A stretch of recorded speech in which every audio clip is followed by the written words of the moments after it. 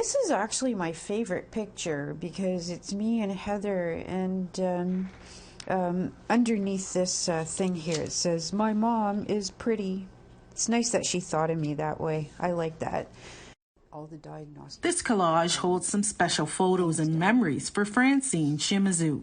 She had a really good sense of humor. And she always put things into perspective for me in a very funny kind of way. Her 24-year-old daughter, Heather Winterstein, died last December at the St. Catharines General Hospital. Shimizu, who is a nurse, is still grieving her loss, which she says started with a staph infection. Well, she ended up picking up a bug, a couple of bugs, group strep A and Staphylococcus aureus. So if it penetrates the skin, then it can get into other parts, and people can get very sick very fast. So diagnosis is important. She says her daughter was prescribed Tylenol and sent home on a city bus. When her dad, who's a truck driver, he came home at 2 in the morning and she was moaning in pain in her bed. He helped her get comfortable, and finally he decided to call the ambulance and have her returned to the hospital. And unfortunately, the hospital triage put her in the waiting area, and she was there from about 12:30 till the time that she passed out and fell out of her wheelchair, and then she passed away at 8:40 in the evening. But Heather's family isn't going to let her death just slip by. They've called for an investigation into emergency services and a coroner's inquest.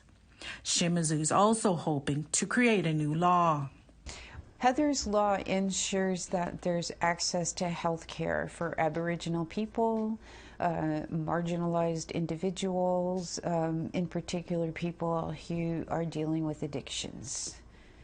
It's to ensure that they get equal access to health care, just the same as a non-Aboriginal or a non-marginalized individual.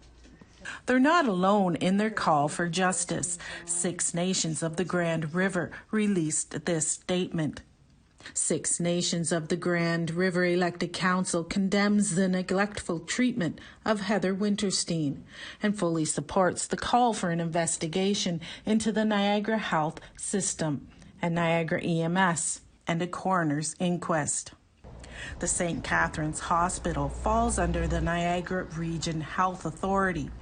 Its CEO, Lynn Guerrero, sent APTN News a written statement that says, "Our internal review identified some opportunities for improvement to help us provide the best possible care for everyone, particularly during times of overcapacity and health system pressures."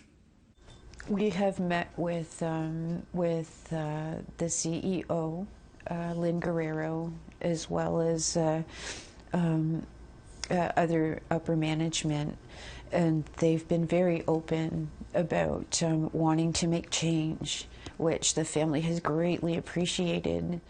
In the meantime, Heather's family awaits the results of the investigation from Ontario's Ministry of Health and Long-Term Care, which Shimizu expects within a few weeks.